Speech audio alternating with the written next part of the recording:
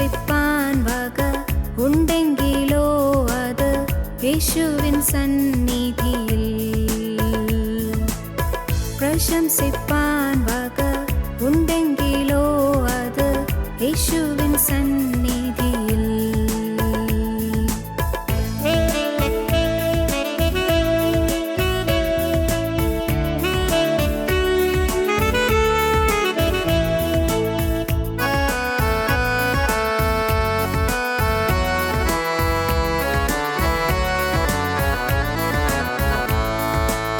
മാതാപിതാക്കളും സോദരർ ബന്ധുക്കൾ ആരുവെടിഞ്ഞിടിലും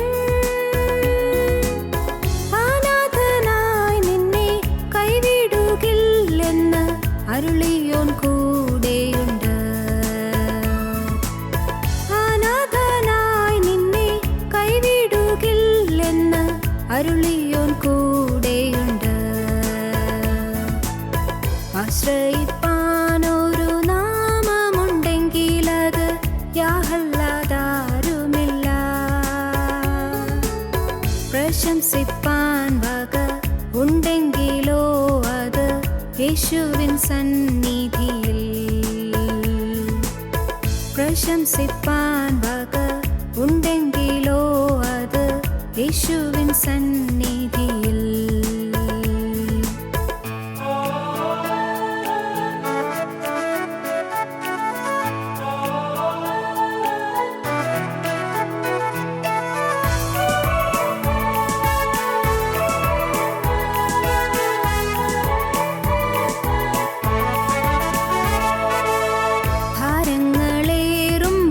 കഷ്ടങ്ങളേറുമ്പോൾ ആവശ്യങ്ങൾ ഏറിലും സഹായിപ്പാനായി സ്വർലോകനാഥന്റെ കരങ്ങൾ കുറുകിട്ടില്ല. സഹായിപ്പാനായി സ്വർലോകനാഥന്റെ കരങ്ങൾ കുറുകിട്ടില്ല.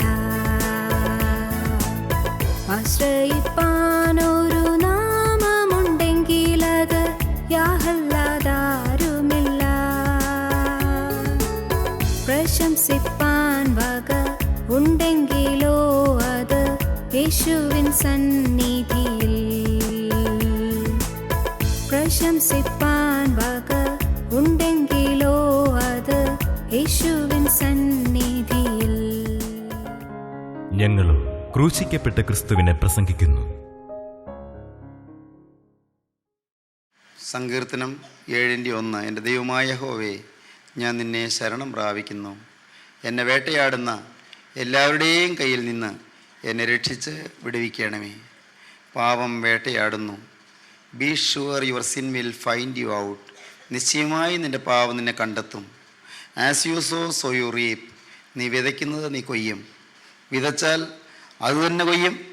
വിതച്ചാൽ അതിലേറെ കൊയ്യും. വിതച്ചാൽ പല നാളുകൾക്ക് ശേഷം കൊയ്യും.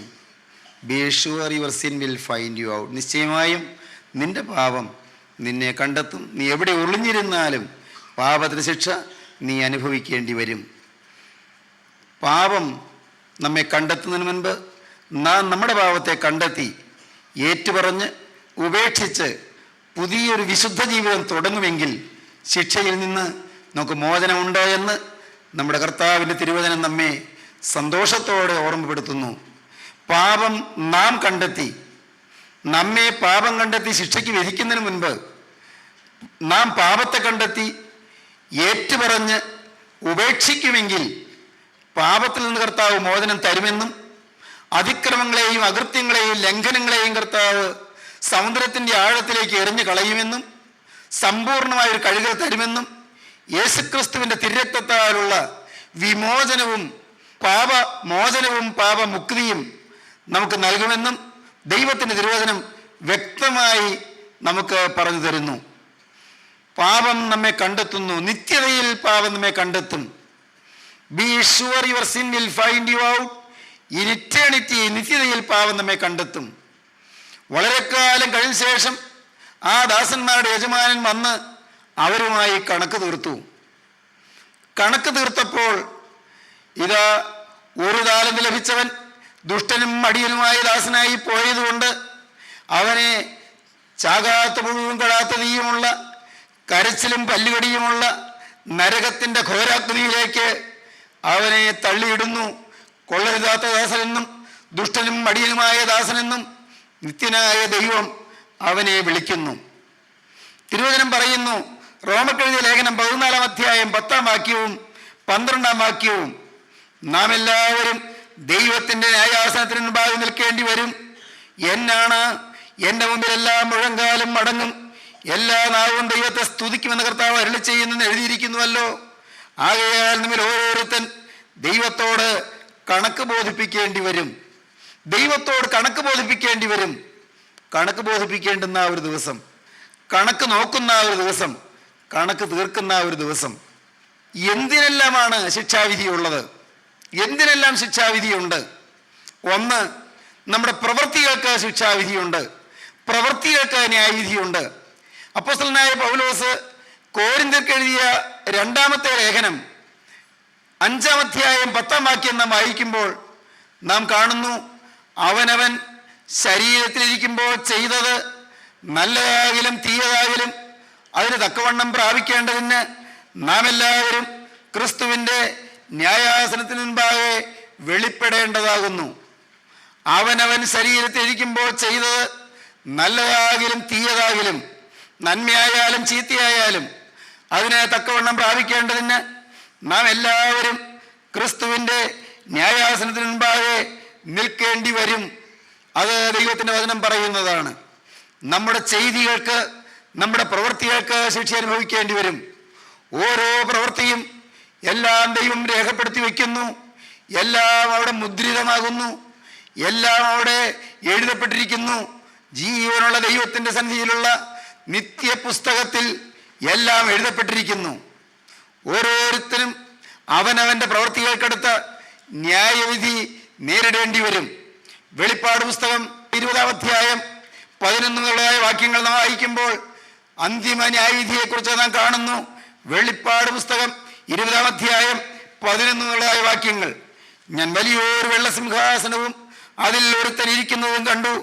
അവൻ്റെ സന്നിധിയിൽ നിന്ന് ആകാശവും ഭൂമിയും ഓടിപ്പോയി, അവയെ പിന്നെ കണ്ടില്ല. മരിച്ചവർ ആ ബാലവൃദ്ധം സിംഹാസനത്തിന് മുമ്പിൽ നിൽക്കുന്നതും കണ്ടു. പുസ്തകങ്ങളെ തുറന്നു. ജീവന്റെ പുസ്തകമെന്ന മറ്റൊരു പുസ്തകവും തുറന്നു. പുസ്തകങ്ങളിൽ എഴുതിയിരുന്നതിനൊത്തവണ്ണം മരിച്ചവർക്ക് അവരുടെ പ്രവൃത്തികൾ കടുത്ത ന്യായവിധി ഉണ്ടായി. സമുദ്രം തന്നെയുള്ള മരിച്ചവരെ ഏൽപ്പിച്ചു കൊടുത്തു. മരണവും പാതാളവും തങ്ങളിലുള്ള മരിച്ചവരെ ഏൽപ്പിച്ചു കൊടുത്തു. ഓരോരുത്തന് അവനവൻ്റെ പ്രവൃത്തികൾക്കടുത്ത വിധിയുണ്ടായി. ഓരോരുത്തനും അവനവൻ്റെ പ്രവൃത്തികൾക്കടുത്ത വിധിയുണ്ടായി. സമുദ്രം തന്നിലുള്ള മരിച്ചവരെ ഏൽപ്പിച്ചു കൊടുത്തു. മരണവും പാതാളവും തങ്ങളിലുള്ള മരിച്ചവരെ ഏൽപ്പിച്ചു കൊടുത്തു. ആബാലവൃദ്ധം എല്ലാവരും സിംഹാസനത്തിന് മുമ്പിൽ വന്നിരിക്കുകയാണ്. ഓരോരുത്തനും അവനവൻ്റെ പ്രവൃത്തികൾക്കടുത്ത വിധിയുണ്ടായി. എങ്ങനെ അറിഞ്ഞു? പുസ്തകങ്ങളിൽ എഴുതിയിരിക്കുന്നതിനൊത്തവണ്ണം ദൈവത്തിൻ്റെ ഗ്രന്ഥങ്ങളിൽ, ദൈവസന്നിധിയിലുള്ളതായ പുസ്തകങ്ങളിൽ എഴുതിയിരിക്കുന്നു പ്രവൃത്തികൾ. ഓരോരുത്തനും അവനവൻ്റെ പ്രവൃത്തികൾക്കടുത്ത ന്യായവിധി ഉണ്ടായി. പുസ്തകങ്ങൾ തുറന്നു. ജീവന്റെ പുസ്തകം എന്ന മറ്റൊരു പുസ്തകവും തുറന്നു. പുസ്തകങ്ങളിൽ എഴുതിയിരുന്നതിനൊത്തവണ്ണം മരിച്ചവർക്ക് അവരുടെ പ്രവൃത്തികൾക്കടുത്ത ന്യായവിധി ഉണ്ടായി. ഓരോരുത്തന് അവനവൻ്റെ പ്രവൃത്തികൾക്കടുത്ത വിധി ഉണ്ടായി. ജീവപുസ്തകത്തിൽ പേരെഴുതി കാണാത്ത ഏവനെയും തീപ്പൊയ്യയിലേക്ക് തള്ളിയിടും. സഹോദരങ്ങളെ, ജീവന്റെ പുസ്തകമുണ്ട്, സ്മരണയുടെ പുസ്തകമുണ്ട്. മലാഖി പ്രവാചകന്റെ പുസ്തകം 3-ാം അധ്യായത്തിൽ സ്മരണയുടെ പുസ്തകത്തെക്കുറിച്ച് ദൈവത്തിന്റെ തിരുവചനം വ്യക്തമായി പറയുന്നുണ്ട്. മലാഖി പ്രവാചകന്റെ പുസ്തകം 3-ാം അധ്യായത്തിൽ ദൈവസന്നിധിയിലുള്ളതായ ഒരു പുസ്തകമാണ് സ്മരണയുടെ പുസ്തകം അഥവാ ഓർമ്മയുടെ പുസ്തകമെന്ന്. 3-ാം അധ്യായം 16-ാം വാക്യം, യഹോവ ഭക്തന്മാർക്കും അവന്റെ നാമത്തെ സ്മരിക്കുന്നവർക്കും വേണ്ടി അവന്റെ സന്നിധിയിൽ ഒരു സ്മരണ പുസ്തകം എഴുതി വച്ചിരിക്കുന്നു. ഒരു സ്മരണ പുസ്തകം. പ്രിയപ്പെട്ടവരെ, ഓർമ്മയുടെ പുസ്തകം അല്ലെങ്കിൽ സ്മരണയുടെ പുസ്തകമുണ്ട്, ജീവന്റെ പുസ്തകമുണ്ട്. ജീവന്റെ പുസ്തകത്തിൽ പേരെഴുതി കാണാത്ത ഏവനെയും തീ പൊയ്കയിലേക്ക് തള്ളിയിടും. ഓർക്കുക, പുസ്തകങ്ങൾ തുറന്നു. ജീവന്റെ പുസ്തകം എന്ന മറ്റൊരു പുസ്തകവും തുറന്നു. ഓരോരുത്തരുടെ പേരിലുള്ളതായ കണക്കുകൾ നോക്കുന്നു, കണക്കുകൾ തീർക്കുന്നു. ഓരോരുത്തന് അവനവൻ്റെ പ്രവൃത്തികൾക്കടുത്ത വിധിയുണ്ടായി. ഒന്ന്, പ്രവൃത്തികൾക്ക് ന്യായവിധിയുണ്ട്. 2, നാം വായിക്കുന്നു മത്തായിയുടെ സുവിശേഷം 12:36, എന്നാൽ മനുഷ്യർ പറയുന്ന ഏത് നിസ്സാര വാക്കിനും ന്യായവിധി ദിവസത്തിൽ കണക്ക് ബോധിപ്പിക്കേണ്ടി വരും എന്ന് ഞാൻ നിങ്ങളോട് പറയുന്നു. ലേസി വേർഡ്സ്, അലസമായി പറയുന്ന വാക്കുകൾ, കാര്യമായി അറിഞ്ഞുകൊണ്ട് പറയുന്ന വാക്കുകളുണ്ട്, ക്രൂരമായി പറയുന്ന വാക്കുകളുണ്ട്, നിഷ്ഠൂരമായി പറയുന്ന വാക്കുകളുണ്ട്, ആക്ഷേപിച്ച് പറയുന്ന വാക്കുകളുണ്ട്, പരിഹസിച്ചും അപഹസിച്ചും പറയുന്ന വാക്കുകളുണ്ട്, പുച്ഛിച്ചും നിന്ദിച്ചും പറയുന്ന വാക്കുകളുണ്ട്. പ്രിയപ്പെട്ടവരെ, കോപിച്ച് ജ്വലിച്ച് പറയുന്ന ഗർജനത്തിൻ്റെ വാക്കുകളുണ്ട്, അട്ടഹാസത്തിൻ്റെ വാക്കുകളുണ്ട്, പരദൂഷണത്തിൻ്റെ വാക്കുകളുണ്ട്. പരദൂഷണം എന്നുള്ളതിന് വേദപുസ്തകത്തിൽ പറയുന്ന വാക്ക് വാവിഷ്ഠാണം എന്നാണ്. റിവൈലിംഗ്, വാവിഷ്ഠാണം, വാവിഷ്ഠാണക്കാരനെന്ന് വേദപുസ്തകത്തിൽ പറയുന്ന വാക്കിന് ഇംഗ്ലീഷ് വേദപുസ്തകത്തിൽ റിവൈലർ എന്നാണ് പറയുന്നത്. റിവൈലർ, പരദൂഷണം പറയുന്നവൻ, മറ്റുള്ളവരെ ശകാരിക്കുന്നവൻ, മറ്റുള്ളവരെ ധിക്കരിക്കുന്നവൻ, അരുതാത്ത വാക്കുകൾ പറയുന്നവൻ. വാവിഷ്ഠാണക്കാരൻ ദൈവരാജ്യത്തിൽ പ്രവേശിക്കുകയില്ല എന്ന് 1 കൊരിന്ത്യർ ലേഖനം 6-ാം അധ്യായം 9-10 വാക്യങ്ങളിൽ നാം കാണുന്നുണ്ട്. പ്രിയപ്പെട്ടവരെ, ദൈവരാജ്യത്തിൽ പ്രവേശിക്കുകയില്ല വാവിഷ്ഠാണക്കാരൻ, പരദൂഷണം പറയുന്നവൻ. ദൈവത്തിൻ്റെ തിരുവചനം അങ്ങനെയാണ് പറയുന്നത്. ഇതെല്ലാം കരുതിക്കുട്ടി പറയുന്ന വാക്കുകൾ, എന്നാൽ കരുതാതെ അലസമായി ചിലപ്പോൾ പറയുന്ന വാക്കുകൾ, നിസ്സാര വാക്കുകൾ. മനുഷ്യർ പറയുന്ന ഏത് നിസ്സാര വാക്കിനും ന്യായവിധി ദിവസത്തിൽ കണക്ക് ബോധിപ്പിക്കേണ്ടി വരും എന്ന് ഞാൻ നിങ്ങളോട് പറയുന്നു. മനുഷ്യ പറയുന്ന ഏത് നിസ്സാര വാക്കിനും ന്യായവിധി ദിവസത്തിൽ കണക്ക് ബോധിപ്പിക്കേണ്ടി വരും. കാര്യം ഗൗരവതരമാണ്. നാം അലസമായി പലതും പറഞ്ഞു പോകാറുണ്ട്. അലസമായ ആരെക്കുറിച്ചെങ്കിലും നാം അഭിപ്രായം പറയാറുണ്ട്. ഉള്ളതോ ഇല്ലാത്തതോ എന്ന് ചിന്തിക്കാതെ നാം പറഞ്ഞു പോകാറുണ്ട്. ആരുടെയെങ്കിലും എല്ലാം കുറ്റം നാം പറയാറുണ്ട്. സത്യസന്ധമല്ലാത്തതായ കാര്യങ്ങളും ചിലപ്പോൾ അലസമായി നാം പറഞ്ഞു പോയി എന്ന് വരാറുണ്ട്. പ്രിയപ്പെട്ടവരെ, ഓരോ വാക്കിനും നിത്യതയിൽ കണക്ക് ബോധിപ്പിക്കേണ്ടി വരും. ഒരക്ഷരത്തിൽ പിഴയ്ക്കരുത്, ഒരക്ഷരത്തിൽ തെറ്റരുത്. ഓരോരുത്തരും കയ്യിലോടിരിക്കേണ്ടതാണ്. കർത്താവിൻ്റെ തിരുവചനം പറയുന്നു, യാക്കോബിന്റെ ലേഖനം 1-ാം അധ്യായത്തിൽ പറയുന്നു, ഏത് മനുഷ്യനും പറവാൻ താമസവും കേൾപ്പാൻ വേഗതയുള്ളവനായിരിക്കട്ടെ, കോപിപ്പാൻ താമസമുള്ളവനായിരിക്കട്ടെ. പറവാൻ താമസം, കോപിക്കാനും താമസം, എന്നാൽ കേൾപ്പാൻ വേഗത. കൂടുതൽ കേൾക്കുക, കുറച്ച് പറയുക, അമിതമായി സംസാരിക്കരുത്. ആരെങ്കിലും സംസാരിക്കുമ്പോൾ ഇടയ്ക്ക് കയറി സംസാരിക്കരുത്. മറ്റുള്ളവർ സംസാരിക്കുമ്പോൾ അവർ പറയുന്നത് എന്താ എന്ന് കേൾക്കാൻ നാം ശ്രദ്ധിക്കേണ്ടതാണ്. അവരുടെ സംസാരത്തിന് ഇടയിൽ കയറി നാം പറഞ്ഞ് അവരുടെ സംസാരത്തിന് വിഘ്നം വരുത്തരുത്. ആരെയും കുറ്റം പറയരുത്, ആരെയും വിധിക്കരുത്.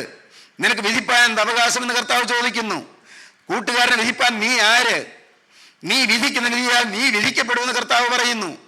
മറ്റുള്ളവരെ നാം വിധിക്കരുത്, മുൻവിധികൾ വെച്ചുകൊണ്ടിരിക്കരുത്, മുൻ ധാരണകൾ വെച്ചുകൊണ്ടിരിക്കരുത്. മറ്റുള്ളവരെ നമ്മേക്കാൾ ശ്രേഷ്ഠരായിട്ട് എണ്ണിക്കൊള്ളണം. നമ്മുടെ ആശയത്തോട് ചർച്ചയില്ലാത്തവരും നമ്മുടെ അഭിപ്രായത്തോട് യോജിപ്പില്ലാത്തവരുമായ ആളുകൾ കാണും. പക്ഷെ അവരെയും നാം മാനിച്ചു കൊള്ളണം, അവരെയും നാം ശ്രേഷ്ഠരായിട്ട് വിചാരിച്ചു കൊള്ളണം, ശ്രേഷ്ഠരായിട്ട് എണ്ണിക്കൊള്ളണം.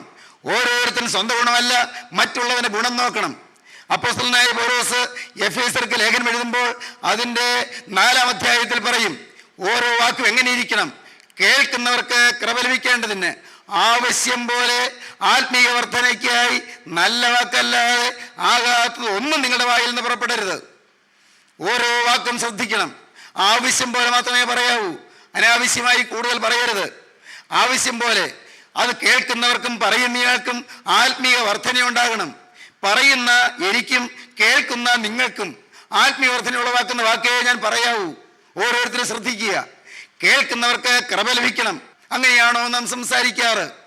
എത്രയോ ഹീനമായ വാക്കുകൾ നമ്മുടെ നാവിൽ നിന്ന് വന്നു. ന്യായ ദിവസത്തിൽ കണക്ക് ബോധിപ്പിക്കേണ്ടി വരും. സഹോദരീ സഹോദരങ്ങളെ, വളരെ ഗൗരവമാണ് ദൈവത്തിൻ്റെ തിരുവചനം.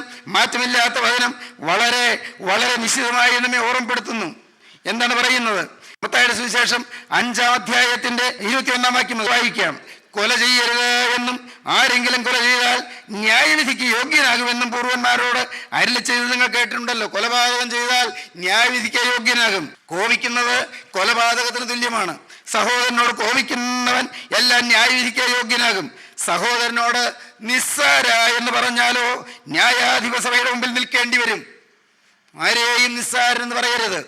ആരെയും സാരമില്ലാത്തവരെന്ന് കണക്കാക്കരുത്, ആരെയും തുച്ഛീകരിക്കരുത്, ആരെയും ചെറുതായി കാണരുത്, ആരെയും കുറച്ച് കാണരുത്, ബിലിറ്റിൽ ചെയ്യരുത്, ക്യാരക്ടർ അസാസിനേറ്റ് ചെയ്യരുത്, തേജോവധം ചെയ്യരുത്, മിഥ്യാപവാദം പറയരുത്. നിസ്സാര എന്ന് പറഞ്ഞാലോ ന്യായാധിപ സഭയുടെ മുമ്പിൽ നിൽക്കേണ്ടി വരും.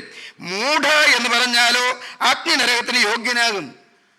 മണ്ടനെന്ന്, വിഡ്ഢിയെന്ന്, പ്രാപ്തിയില്ലാത്തവനെന്ന്, കഴിവില്ലാത്തവനെന്ന്, കൊള്ളയില്ലാത്തവനെന്ന് ആരെയും പറയാൻ പാടില്ല. എന്തുവരും? മൂഢ എന്ന് പറഞ്ഞാലോ അഗ്നി നരകത്തിന് യോഗ്യനാകും. പ്രിയപ്പെട്ടവരെ, ഗൗരവമാണ്. ദൈവത്തിൻ്റെ തിരുവചന പ്രകാരം നാം ജീവിച്ചില്ലെങ്കിൽ ദൈവത്തിൻ്റെ കരുണയും കൃപയും നമുക്ക് കിട്ടുകയില്ല. ഓരോ വാക്കിനും, മനുഷ്യ പറയുന്ന ഏത് നിസ്സാര വാക്കിനും ന്യായവിധി ദിവസത്തിൽ കണക്ക് ബോധിപ്പിക്കേണ്ടി വരുമെന്ന് ഞാൻ നിങ്ങളോട് പറയുന്നു.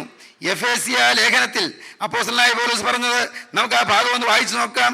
കേൾക്കുന്നവർക്ക് കൃപ ലഭിക്കേണ്ടതിന് ആവശ്യം പോലെ, 4-ാം അധ്യായം എഫേസ്യ ലേഖനം 4:29, കേൾക്കുന്നവർക്ക് കൃപ ലഭിക്കേണ്ടതിന് ആവശ്യം പോലെ ആത്മീയ വർധനയ്ക്കായി നല്ല വാക്കല്ലാതെ ആകാത്തൊന്നും നിങ്ങളുടെ വായിൽ നിന്ന് പുറപ്പെടരുത്.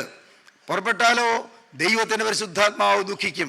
ദൈവത്തിൻ്റെ പരിശുദ്ധാത്മാവിനെ ദുഃഖിപ്പിക്കരുത്. ദൈവത്തിന് സ്തോത്രം. ദൈവത്തിൻ്റെ പരിശുദ്ധാത്മാവ് ദുഃഖിക്കുന്ന ഒരു വാക്കും വരരുത്. മാത്രമല്ല, അപ്പോസ്തലനായ പൗലോസ് കൊലോസ്യർക്ക് ലേഖനം എഴുതുമ്പോൾ കൊലോസ്യ ലേഖനത്തിൽ 4-ാം അധ്യായം 6-ാം വാക്യം ഇങ്ങനെ പറയുന്നു: നിങ്ങളുടെ വാക്ക് എപ്പോഴും കൃപയോടുകൂടിയതും ഉപ്പിനാൽ രുചി വരുത്തിയതുമായിരിക്കട്ടെ. കൃപയോടുകൂടിയ വാക്കുകൾ, രുചികരമായ വാക്കുകൾ, മറ്റുള്ളവർക്ക് മാർദ്ദവമായി കിട്ടുന്ന വാക്കുകൾ, മൃദുലമോഹനമായ വാക്കുകൾ, സ്നേഹോഷ്മളമായ വാക്കുകൾ, വാത്സല്യമസൃണമായ വാക്കുകൾ നമ്മിൽ നിന്ന് വരട്ടെ. കേൾക്കുന്നവർക്ക് കൃപ ലഭിക്കും. മാത്രമല്ല, രുചിയുള്ള വാക്കുകൾ. നിങ്ങളുടെ വാക്ക് എപ്പോഴും കൃപയോട് കൂടിയതും ഉപ്പിനാൽ രുചി വരുത്തിയതും ആയിരിക്കട്ടെ. സഹോദരങ്ങളെ, നാം എന്താണ് കണ്ടത്? മനുഷ്യരുടെ പ്രവൃത്തിക്ക് ന്യായവിധിയുണ്ട്. മാത്രമല്ല, മനുഷ്യരുടെ വാക്കുകൾക്ക് ന്യായവിധിയുണ്ട്. തീർന്നില്ല, മനുഷ്യരുടെ വിചാരങ്ങൾക്ക് അല്ലെങ്കിൽ ചിന്തകൾക്ക് ന്യായവിധിയുണ്ട്. കൊരിന്ത്യർക്ക് എഴുതിയ 1-ാമത്തെ ലേഖനം 4-ാം അധ്യായം 5-ാം വാക്യം വായിക്കാം. 1 കൊരിന്ത്യ ലേഖനം 4-ാം അധ്യായം 5-ാം വാക്യം: ആകയാൽ കർത്താവ് വരുവോളം സമയത്തിന് മുൻപ് ഒന്നും വിധിക്കരുത്. അവൻ ഇരുട്ടിൽ മറഞ്ഞിരിക്കുന്നത് വെളിച്ചത്താക്കി ഹൃദയങ്ങളുടെ ആലോചനകൾ വെളിപ്പെടുത്തും. കർത്താവ് വരുമ്പോൾ ഇരുട്ടിലിരിക്കുന്നത് അവൻ വെളിച്ചത്താക്കും, ഹൃദയങ്ങളുടെ ആലോചനകളെ വെളിപ്പെടുത്തും. ദൈവജനമേ, നിങ്ങൾ ശ്രദ്ധയോടെ കേൾപ്പീൻ, നമ്മുടെ ഹൃദയത്തിൻ്റെ ആലോചനകൾ വെളിപ്പെടും. ഒരു ഭക്തൻ പറഞ്ഞു, നാം ഓരോരുത്തരും ചിന്തിക്കുന്ന ചിന്തകൾ സ്വർഗത്തിൽ മുഴക്കമായി അവിടെ മാറ്റൊലിക്കൊണ്ടുകൊണ്ടിരിക്കുകയാണ് എന്ന്. നമ്മുടെ വിചാരങ്ങൾ, നമ്മുടെ ഓർമ്മകൾ, നമ്മുടെ തോന്നലുകൾ, നമ്മുടെ നിരൂപണങ്ങൾ, നമ്മുടെ മനോരാജ്യങ്ങൾ അത് സ്വർഗത്തിൽ അവിടെ മാറ്റൊലിക്കൊണ്ടുകൊണ്ടിരിക്കുന്നു. ദൂതന്മാർ ലജ്ജിക്കുന്നു, മാലാഖമാർ അമ്പരക്കുന്നു. നമുക്ക് വേണ്ടി ദൈവം നിയോഗിച്ചിരിക്കുന്ന കാവൽ മാലാഖമാര് അമ്പരപ്പോടെ കരയുന്നു, ദുഃഖത്തോടെ കരയുന്നു. ദൈവത്തിന്റെ പരിശുദ്ധാത്മാവ് ദുഃഖിക്കുന്നു. അരുതാത്ത ചിന്തകൾ, ഓരോ ചിന്തയ്ക്കും ന്യായവിധിയുണ്ട്. നിന്റെ വൈരാഗ്യ ചിന്തയ്ക്ക് മകനെ ന്യായവിധിയുണ്ട്. മകളെ, നിന്റെ ഹൃദയത്തിലുള്ള അശുദ്ധ ചിന്തയ്ക്ക് ന്യായവിധിയുണ്ട്. യൗവനക്കാര, നിന്റെ ധിക്കാരം നിറഞ്ഞതായ ചിന്തയ്ക്ക്, അഹങ്കാരം നിറഞ്ഞ ചിന്തയ്ക്ക്, നിന്റെ വൈരാഗ്യം നിറഞ്ഞ ചിന്തയ്ക്ക്, നിന്റെ പകയും വിദ്വേഷവും പുകയുന്ന ചിന്തയ്ക്ക് ദൈവസന്നിധിയിൽ ന്യായവിധിയുണ്ട്. മറക്കരുത്, ചിന്തകളെ, ആലോചനകളെ ദൈവം വെളിപ്പെടുത്തും. മറഞ്ഞിരിക്കുന്ന ദൈവം വെളിച്ചത്താക്കും. നാം വായിക്കുന്നു 139-ാമത്തെ സങ്കീർത്തനം ആദ്യത്തെ വാക്യങ്ങൾ വായിക്കുമ്പോൾ കാണാം, എൻ്റെ നിരൂപണം നീ ദൂരത്തു നിന്ന് ഗ്രഹിക്കുന്നു. സങ്കീർത്തനക്കാരൻ പറയുകയാണ്, എൻ്റെ നിരൂപണം നീ ദൂരത്തു നിന്ന് ഗ്രഹിക്കുന്നു. ദൈവമേ, നീ എന്നെ ശോധനയിൽ അറിഞ്ഞിരിക്കുന്നു. ഞാൻ ഇരിക്കുന്നതും എഴുന്നേൽക്കുന്നതും നീ അറിയുന്നു. എൻ്റെ നടപ്പും കിടപ്പും നീ ശോധന ചെയ്യുന്നു. എൻ്റെ വഴികളൊക്കെയും നിനക്ക് മനസ്സിലായിരിക്കുന്നു. നീ മുഴുവൻ അറിയാതെ ഒരു വാക്കും എൻ്റെ നാവിന്മേലില്ല. എൻ്റെ നിരൂപണം നീ ദൂരത്തു നിന്ന് ഗ്രഹിക്കുന്നു. മനുഷ്യൻ്റെ ചിന്തകൾ ദൈവം അറിയുന്നു. ദൈവവൈതലെ, ചിലരെ കുറിച്ചുള്ളതായ നിന്റെ നീരസ ചിന്തകൾ, നിന്റെ മുഷ്ടിലിന്റെ ചിന്തകൾ, നിന്റെ വൈരാഗ്യ ചിന്തകൾ എല്ലാം ദൈവസനിൽ അറിയുന്നു, ദൈവം അറിയുന്നു. ഓരോ ചിന്തയ്ക്കും ന്യായവിധി ഉണ്ട് എന്ന് അറിഞ്ഞുകൊള്ളുക. ദൈവതിരുനാമത്തിന് മഹത്വം ഉണ്ടാകട്ടെ. ന്യായവിധി അത് കഠോരമാണ്. വാക്കുകൾക്ക് ന്യായവിധിയുണ്ട്, ചിന്തകൾക്ക് ന്യായവിധിയുണ്ട്, പ്രവൃത്തികൾക്ക് ന്യായവിധിയുണ്ട്. ഓരോരുത്തരും അവനവൻ്റെ പ്രവൃത്തികൾക്കെടുത്ത വിധിയുണ്ടായി. എല്ലാവരും കണക്ക് ബോധിപ്പിക്കേണ്ടി വരും. കാര്യം ഗൗരവമാണ്. എന്നാൽ പ്രിയപ്പെട്ടവരെ, നാം ഒരു കാര്യം വിശ്വസിക്കുക, ജീവനുള്ള ദൈവത്തിൻ്റെ വചനം കേട്ട് വചനം നാം സ്വീകരിച്ചാൽ, വചനം നാം കൈക്കൊണ്ടാൽ, പാപം ഈ ഭൂമിയിൽ വെച്ച് ക്ഷമിക്കപ്പെട്ടാൽ ന്യായവിധി ദൈവം ഒഴിവാക്കിത്തരും. റോമർക്കെഴുതിയ ലേഖനം 8-ാം അധ്യായത്തിൻ്റെ 1-ാം വാക്യം അത്യന്തം ശ്രദ്ധേയമായൊരു വാക്യമാണ്. റോമർക്കെഴുതിയ ലേഖനം 8-ാം അധ്യായം 1-ാം വാക്യം. അതുകൊണ്ട് ഇപ്പോൾ ക്രിസ്തുയേശുവിലുള്ളവർക്ക് ഒരു ശിക്ഷാവിധിയുമില്ല. എന്തൊരാശ്വാസം! ശിക്ഷാവിധി ഉണ്ടെന്നാണ് പറഞ്ഞത്. പാപത്തിന് ശിക്ഷയുണ്ടെന്നാണ് പറഞ്ഞത്. വാക്കുകൾക്ക് ശിക്ഷയുണ്ട്, ചിന്തകൾക്ക് ശിക്ഷാവിധിയുണ്ട്, പ്രവൃത്തികൾക്ക് ശിക്ഷാവിധിയുണ്ട്. Be sure your sin will find you out. അതേ മകനെ, നിന്റെ പാപം നിന്നെ കണ്ടെത്തും. Your sin will find you out by human laws. മാനുഷിക നിയമങ്ങളാൽ പാപം നിന്നെ കണ്ടെത്തും. Your sin will find you out in your body. ശരീരത്തിൽ രോഗമായി പാപം നിന്നെ കണ്ടെത്തും. ബി ഷുവർ, തീർച്ചയാക്കിക്കൊള്ളുക. Be sure your sin will find you out in your conscience. മനസാക്ഷിയിൽ പാപം നിന്നെ കണ്ടെത്തും. Be sure your sin will find you out in future generations. ഭാവികാല തലമുറകളിൽ പാപം നമ്മെ കണ്ടെത്തും. തീർന്നില്ല. Be sure your sin will find you out in eternity. നിത്യതയിൽ പാപം നിന്നെ കണ്ടെത്തും. ഇതെല്ലാം ദൈവത്തിൻ്റെ വചനമാണ്. എന്നാൽ ഭാഗ്യം, പ്രിയപ്പെട്ടവരെ, ദൈവത്തിൻ്റെ വചനം പറയുന്നു. എന്താണ് പറയുന്നത്? അതുകൊണ്ട് ഇപ്പോൾ ക്രിസ്തുയേശുവിലുള്ളവർക്ക് ഒരു ശിക്ഷാവിധിയുമില്ല. ശിക്ഷാവിധി മുഴുവൻ മാറ്റിക്കളഞ്ഞു. ശിക്ഷ മുഴുവൻ തീർത്തു തന്നു. പ്രിയപ്പെട്ടവരെ, നാം ഏൽക്കേണ്ട ശിക്ഷ മുഴുവൻ കർത്താവായ യേശു നമുക്ക് വേണ്ടി മുഴുവൻ ശിക്ഷയും ഏറ്റ് നമുക്ക് മോചനം തന്നു കഴിഞ്ഞു. ദൈവത്തിൻ്റെ വലിയ നാമം മഹത്വപ്പെടട്ടെ. ഒട്ടേറെ വിശദീകരിക്കേണ്ട ഒരു കാര്യമാണത്. അത് നമ്മുടെ ജീവിതത്തിലേക്ക് ഇഴുകിച്ചേർന്നാൽ എന്തോ ഒരു സൗഭാഗ്യമായിരിക്കും, എന്തോ ഒരു സന്തോഷമായിരിക്കും. എത്രയോ പേര് ഈ വാക്കുകളെ കേൾക്കുന്നവർ ചുമലിൽ നിന്ന് മാറിയതിൻ്റെ സന്തോഷവും സൗഭാഗ്യം അനുഭവിക്കുന്നവരുണ്ട്. പാപത്തിൻ്റെ വലിയ ഭാണ്ഡക്കെട്ടുകൾ ചുമലിലുണ്ടായിരുന്നു, അത് ഒഴിവായി പോയതിൽ സന്തോഷിക്കുന്ന എത്രയോ ആളുകളുണ്ട്. പാപഭാര ചുമടുകൾ, പാപത്തിൻ്റെ ഭീകരവും യാതനാഭരിതവുമായ വലിയ ചുമടുകൾ ശിരസിൽ നിന്നും ചുമലിൽ നിന്നും പുറത്തു നിന്നും മുതുകത്തു നിന്നും മാറിപ്പോയതുകൊണ്ട് സമാധാനത്തോടെ സന്തോഷത്തോടെ പുഞ്ചിരിയോടെ ജീവിക്കുന്ന എത്രയോ പേരുണ്ട്. പ്രിയരെ, ഒരു മനുഷ്യൻ ലഭിക്കാവുന്ന ഏറ്റവും പരമമായ സൗഭാഗ്യം പാപം ക്ഷമിച്ചു കിട്ടുക എന്നുള്ളതാണ്. ശിക്ഷാവിധി ഒഴിവായി കിട്ടുക എന്നുള്ളതാണ്. ന്യായവിധിയിൽ നിന്ന് മോചനം കിട്ടുക എന്നുള്ളതാണ്. നിത്യന്യായാധിപതിയുടെ മുൻപിൽ ചെന്ന് അവിടെ ശിക്ഷയ്ക്ക് വിധിക്കപ്പെടുന്ന ഭയാനകമായ അവസ്ഥയിൽ നിന്ന് ഈ ശരീരത്തിലിരിക്കുമ്പോൾ തന്നെ മോചനം കിട്ടുവാനൊരു വഴിയുണ്ടെങ്കിൽ അത് നാം നേടേണ്ടതല്ലേ, അത് നാം സമ്പാദിക്കേണ്ടതല്ലേ? സഹോദരങ്ങളെ, ജീവനുള്ള ദൈവത്തിൻ്റെ സന്നിധിയിലേക്ക് നമുക്ക് ധൈര്യമായി കടന്നു ചെല്ലാം. തിരുവചനം പറയുന്നു, എബ്രായ ലേഖനകർത്താവ് പറയുന്നു, ഇങ്ങനെയാണ് പറയുന്നത്: നമുക്കുള്ള മഹാപുരോഹിതൻ നമ്മുടെ ബലഹീനതകളിൽ സഹതാപം കാണിപ്പാൻ കഴിയാത്തവനല്ല. നമുക്കുള്ള മഹാപുരോഹിതൻ നമ്മുടെ ബലഹീനതകളിൽ സഹതാപം കാണിപ്പാൻ കഴിയാത്തവനല്ല. പാപം ഒഴികെ സകലത്തിലും നമുക്ക് തുല്യമായി പരീക്ഷിക്കപ്പെടുന്നത്രേ നമുക്കുള്ളത്. അതുകൊണ്ട് കരുണ ലഭിപ്പാനും തൽസമയത്ത് സഹായത്തിനുള്ള കൃപ പ്രാപിപ്പാനുമായി നാം ധൈര്യത്തോടെ കൃപാസനത്തിനടുത്ത് ചെല്ലുക. കരുണ ലഭിക്കും, സഹായത്തിനുള്ള കൃപ പ്രാപിക്കും. കരുണ ലഭിപ്പാനും തൽസമയത്ത് സഹായത്തിനുള്ള കൃപ പ്രാപിപ്പാനുമായി നാം ധൈര്യത്തോടെ കൃപാസനത്തിനടുത്ത് ചെല്ലുക. ആരും പതറേണ്ട ആവശ്യമില്ല, ആരും തളരേണ്ട ആവശ്യമില്ല, ആരും നിരാശപ്പെടേണ്ട ആവശ്യമില്ല, ആരും ഭഗ്നാശരായി തളർന്ന് അവശതയോടെ കഴിയേണ്ട ആവശ്യമില്ല. അയ്യോ എൻ്റെ പാപം, അയ്യോ എൻ്റെ പാപച്ചുമട്. ആരും നിരാശപ്പെടേണ്ട. പാപച്ചുമടെല്ലാം മകനെ നിന്റെ ചുമലിൽ നിന്ന് എടുത്തു മാറ്റാൻ ഇതാ ഒരുവൻ ചുമടും പേറിക്കൊണ്ട് ഗോകുൽത്താവിലേക്ക് കയറിപ്പോയി. കുരിശും ചുമന്നുകൊണ്ട്, കുരിശും പേറിക്കൊണ്ട് ഇതാ നസറായനായ യേശു ഗോകുൽത്താമലയുടെ മുകളിലേക്ക് അവിടെ നടന്നു കയറി. കാൽവരി മലയുടെ ഉന്നതത്തിൽ അവിടുന്ന് കുരിശിന്മേൽ കിടന്നു. ദൈവജനമേ, അവിടുന്ന് കുരിശിന്മേൽ കിടന്നു. കാരിരുമ്പാണികളാൽ അവിടുത്തെ കൈകൾ തറയ്ക്കപ്പെട്ടു, അവിടുത്തെ കാലുകൾ തറയ്ക്കപ്പെട്ടു, അവിടുത്തെ ചങ്കിൽ കുന്തം കൊണ്ട് കുത്തി മുറിവുണ്ടായി, ചോരയും നീരും പൊട്ടിപ്പുറപ്പെട്ടു. അവിടുത്തെ ശിരസിൽ മുൾമുടി വെച്ചു, അവിടുത്തെ മുഖത്ത് തുപ്പലേറ്റു, അവിടുത്തെ കവിളിൽ നിന്ന് രോമങ്ങൾ പിഴുതെടുത്തു. സഹോദരങ്ങളെ, തുപ്പലും വിയർപ്പും ചോരയും ചേർന്ന് മുഖത്ത് നിന്ന് ഒലിച്ചൊലിച്ചിറങ്ങി ഇതാ മാറിലൂടെ ഒഴുകി തിരുവിഴാവിൽ ഒഴുകിയ രക്തത്തോടുകൂടെ ഇതാ യേശുവിന്റെ തിരുശരീരത്തിൽ കൂടി ഒഴുകി പുറത്തോ ഉറുചാല് കീറിയിരിക്കുന്നു, പുറത്ത് തിണർത്ത് പൊട്ടിയിരിക്കുന്നു, അവിടെ വിണ്ട് കീറിയിരിക്കുന്നു, ചാട്ടവാറിന്റെ ഭീകരമായി അടിയേറ്റ് അവിടെ പിളർന്നു പോയിരിക്കുന്നു, ശരീരമാസകരെ ചുട്ടു നീറുന്നു, വേദനിച്ച് പൊളയുന്നു. പക്ഷേ ആ സമയത്ത് ഇതാ ജീവനുള്ള ദൈവത്തിന്റെ പുത്രൻ അവിടുന്ന് പ്രാർത്ഥിച്ചത് എന്താണ്? പിതാവേ, ഇവർ ചെയ്യുന്നത് ഇന്നത് എന്ന് ഇവരറിയാൽ ഇവരോട് ക്ഷമിക്കണമേ. മകനെ, നിന്റെ ജീവിതത്തിലെ പാപം ക്ഷമിക്കാൻ കുരിശിൽ യേശു പാപച്ചുമട് പേറി. മകളെ, നിന്റെ ജീവിതത്തിലെ കഷ്ടപ്പാടുകളും ദുരിതങ്ങളും നിറഞ്ഞ ജീവിതത്തിലെ പാപത്തിന്റെ ഭാണ്ഡക്കെട്ടുകൾ നിന്റെ ചുമലിൽ നിന്ന് എടുത്തു മാറ്റാൻ യേശു കുരിശ് പേറി, യേശു പീഡ വഹിച്ചു.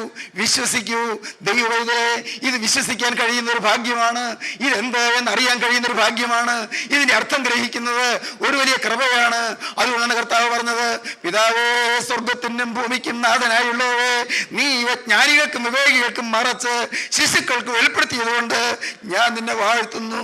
അതേ പിതാവേ, ഇങ്ങനെയല്ലോ നിനക്ക് പ്രസാദം തോന്നിയത്. പാപം ക്ഷമിക്കുന്ന ക്രിസ്തു, പാപം മോചിക്കുന്ന ക്രിസ്തു, പാപം കഴുകിത്തരുന്ന ക്രിസ്തുവിന്റെ തിരുരക്തം. ദൈവ പൈതലേ, ഇന്ന് ഈ വാക്കുകൾ നീ കേൾക്കുമ്പോൾ നിന്റെ ജീവിതത്തിലേക്ക് നീ തിരിഞ്ഞു നോക്കൂ. നിന്റെ പാപം ക്ഷമിക്കുന്ന ക്രിസ്തുവിനെ നീ വിളിക്കൂ.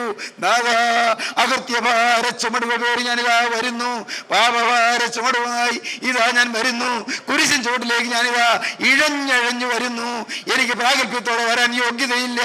നാഥാ, പാപം നിറഞ്ഞ ജീവിതം, അഴുക്ക് നിറഞ്ഞ ജീവിതം, തിന്മ നിറഞ്ഞ ജീവിതം, എല്ലാം നശിപ്പിച്ചു കളഞ്ഞ ജീവിതം, മുടിച്ചു കളഞ്ഞ ജീവിതം, താറുമാറായ ജീവിതം, പൈശാചികൻ പന്താടിയ ജീവിതം, സാത്താൻ പാവളിപ്പിച്ച ജീവിതം, ഉടയവനെ, ഇന്നിതാ ഞാൻ നിന്റെ തിരുസന്നിധിയിലേക്ക് വരുന്നു. ഈ ജീവിതത്തിന്റെ പാപഭാര ചുമടും പേറി ഞാനിതാ നിന്റെ അരികിലേക്ക് വരുന്നു. എന്നെ നീ ഒന്ന് കൈക്കൊള്ളണമേ. എന്റെ പാപക്കറകൾ കഴുകണമേ. തിരുരക്തത്താൽ എന്നെ വിശുദ്ധീകരിക്കണമേ. കഴിഞ്ഞപോലെ പാപങ്ങളെല്ലാം കഴുകി എനിക്കൊരു മോചനം തരണമേ. എന്നെ വെടിപ്പാക്കണമേ. ദൈവജനമേ, നിങ്ങൾ പ്രാർത്ഥിക്കുമോ? ദൈവജനമേ, നിങ്ങൾ യാചിക്കുമോ? ദൈവത്തിന്റെ കരുണയ്ക്ക് വേണ്ടി കരയുമോ? ഇപ്പോൾ ക്രിസ്തുയേശുവിലുള്ളവർക്ക് ഒരു ശിക്ഷാവിധിയുമില്ല. നമുക്ക് പ്രാർത്ഥിക്കാം. സ്നേഹവാനെ, അൻപുള്ള രക്ഷിതാവേ, വാഴ്ത്തപ്പെട്ട കർത്താവേ, നല്ലൊരു ദിവസം കൂടി ഞങ്ങൾക്ക് തന്നല്ലോ, നന്ദിയുണ്ട് പിതാവേ. നല്ലൊരു അവസരം കൂടി ഞങ്ങൾക്ക് ശേഷിപ്പിച്ചല്ലോ, നന്ദിയുണ്ട് പിതാവേ. അവിടുത്തെ കൃപയ്ക്കും കരുണയ്ക്കുമായി സ്തോത്രം. പാപം ക്ഷമിക്കുന്ന നിസ്തുല രക്തത്തിനായി സ്തോത്രം. പാപം പൊറുക്കുന്ന ക്രൂശിലെ സ്നേഹത്തിനായി സ്തോത്രം. പാപിയെ സ്നേഹിക്കുന്ന നിത്യോദാത്തമായ സ്നേഹത്തിനായി സ്തോത്രം. ഞങ്ങൾ ഓരോരുത്തരെയും സ്നേഹിക്കുന്നുള്ള കർത്താവേ, പാപത്തിന്റെ ഭാരത്തിൽപ്പെട്ട് ഉഴലുന്നവർക്ക് മോചനം നൽകണമേ. നാഥാ, സമാധാനം നൽകണമേ. നിരാശകൾ മാറ്റണമേ. ശാന്തി പ്രദാനം ചെയ്യണമേ. അനുഗ്രഹം പകരണമേ. സ്വർഗീയ ശാന്തി ഇറങ്ങണമേ. ജീവന്റെ റൂഹ ഇനിയും തുറന്ന് സംസാരിക്കണമേ. 30, 60, 100 മേനിയായി വിളവുണ്ടാകുവാൻ തക്കവണ്ണം പിന്മഴ അയക്കണമേ. അനുഗ്രഹം, അത്ഭുതകരമായ അനുഭവം ഓരോരുത്തർക്കും പ്രാപിപ്പാൻ ഭാഗ്യം നൽകണമേ. യേശുക്രിസ്തുവിന്റെ രാജകീയ നാമത്തിൽ അടിയങ്ങളുടെ പ്രാർത്ഥന കേൾക്കുമാറാകണമേ.